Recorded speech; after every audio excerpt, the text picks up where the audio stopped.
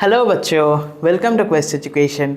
मेरा नाम है दिव्यमान। आज मैं आ गया आप लोगों के लिए एक फिर से शानदार सा टॉपिक लेकर।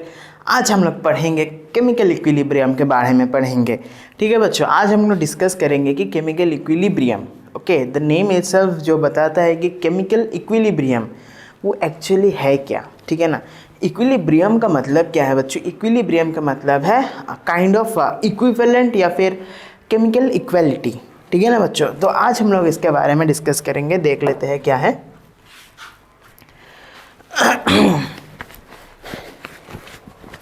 देखिए यहाँ पे क्या है ना, when reversible reaction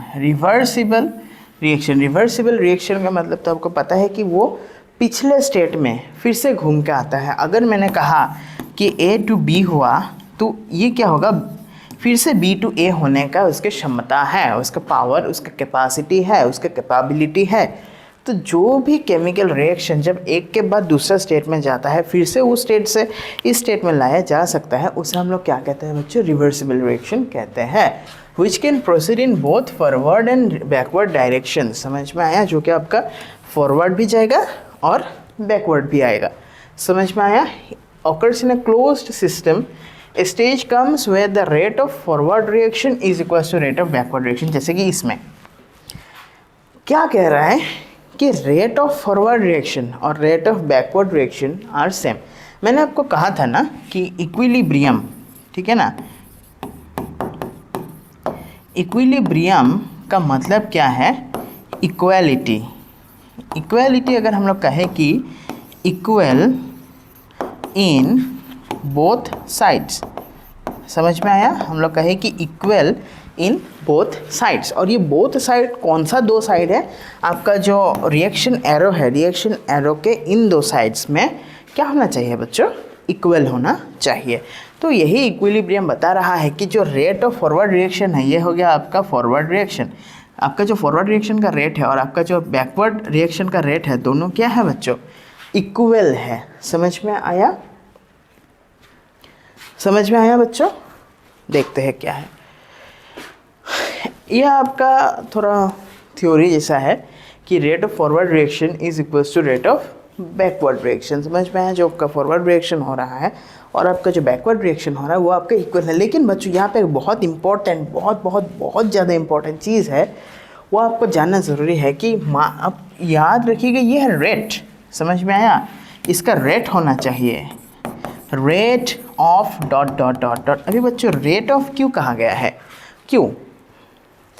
Y the term rate has been used over here. हम लोग तो दूसरा कुछ भी कह सकते थे, ठीक है ना, कि chemical reaction in forward direction is equals to chemical reaction in backward direction. लेकिन हम लोग ने रेट क्यों यूज़ किया? What is the significance of this term rate over here? Significance यही है, रेट का मतलब क्या है बच्चों? With respect to time. समझ में आया? With respect to time. जहाँ पे भी हम लोग कोई भी चीज़ टाइम के साथ रिलेट करते हैं, वहाँ पर ही हम लोग क्या यूज़ करते हैं बच्चों? रेट यूज़ करते हैं। आप याद रखिएगा। समझ में आया बच्चों? तो कैरेक्टरिस्टिक्स ऑफ केमिकल इक्विलिब्रियम जान लेते हैं। ठीक है ना, कि केमिकल इक्विलिब्रियम का कैरेक्टरिस्टिक्स है क्या एक्चुअली। ठीक है ना, it is dynamic in nature. समझ में आया? बहुत ही डायनेमिक है। डायनेमिक है मतलब क्या? Both reactions continue but at the same rate. समझ में आया? कि जो दोनों ही रिएक्शन, जो बोथ रिएक्शन है बच्चों की, ना what is the meaning of this both reaction? Both reaction का मतलब है फॉरवर्ड एंड बैकवर्ड। क्या बच्चे समझ में आया? ये जो बोथ रिएक्शंस कंटिन्यू है ना, कंटिन्यू मतलब क्या? स्पॉन्टेनियस या फिर कंटिन्यूअसली फॉरवर्ड जाते रहेगा, कंटिन्यूअसली बैकवर्ड आते रहेगा। समझ में आया? यही है आपका डायनामिक या फिर डायनामिज्म। जो केमिकल इक्विलिब्रियम का जो डायनामिज्म है ना, जो डायनामिक कैरेक्टर है, वो क्या है बच्चों? वो यही है कि वो कि स्पॉन्टेनियसली फॉरवर्ड भी जाता है और बैकवर्ड भी आ रहा है। ठीक है ना। और एक डायनामिज्म का बात यह है कि एट द सेम रेट जो इसका रेट है, रेट एकदम सेम होता रहता है बोथ साइड। ऑलराइट, फिर देखते हैं occurs only in A close system. आपका जो क्लोज्ड सिस्टम है, सिस्टम कितने तरीके के हैं, 2 टाइप्स के हैं, एक है क्लोज सिस्टम, दूसरा है ओपन सिस्टम। आपका जो ओपन सिस्टम है, ओपन सिस्टम में केमिकल इक्विलिब्रियम नहीं होता है। क्यों? क्योंकि वहाँ पे बहुत सारे फिजिकल एंड एक्सटर्नल फैक्टर्स का इन्वॉल्वमेंट हो जाता है बच्चों। क्लोज सिस्टम में क्या होता है, क्लोज सिस्टम में सब कुछ आपका कांस्टेंट रहता है। अगर मैंने आपको कहा था बच्चों, ये जो अगर सब कुछ कांस्टेंट है, सब कुछ अगर कांस्टेंट है तो डेफिनेटली बात है बच्चों कि केमिकल इक्विलिब्रियम भी कांस्टेंट होगा, provided the substance should be in that way that it has the capacity to produce forward and both backward. समझ में आया बच्चों? फिर देखते हैं मैक्रोस्कोपिक प्रॉपर्टीज़ क्या है, जैसे कि प्रेशर है, कंसंट्रेशन है, कलर है, remain the same. Remain the same मतलब कांस्टेंट, कांस्टेंट मतलब सब कुछ, जो हर एक कैरेक्टर, समझ में, जितना कैरेक्टर है सब कैरेक्टर बच्चों एकदम सेम रहता है। क्यों सेम रहेगा? क्यों सेम रहेगा बच्चों? सेम तो ना भी रह सकते थे। सेम इसलिए रहेगा क्योंकि because of this dynamicity, dynamism. Alright, समझ में आया बच्चों? Can be attend from both directions, depends on temperature, pressure and concentration. एकदम सही बात है।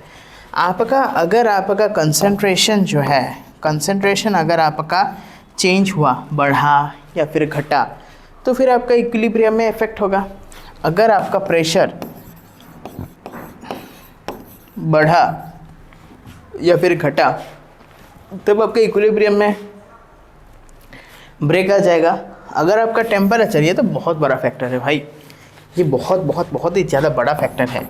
अगर आपका टेम्परेचर बढ़ा या घटा तो क्या होगा, तब तो आपका इक्विलिब्रियम में एक मेजर चेंजेस आपको देखने को मिलेंगे बच्चों। समझ में आया? I hope the class is very clear to you बच्चों। ठीक है ना? पढ़ाई करते रहिएगा, अच्छे से पढ़ाई करते रहिएगा। डाउट्स है, कन्फ्यूजन है, कमेंट सेक्शन में लिख दीजिएगा। जितना हो सके मैं कोशिश करूँगा डाउट्स क्लियर करने को। ठीक है बच्चों, मिलते हैं नेक्स्ट क्लास में। Thank you.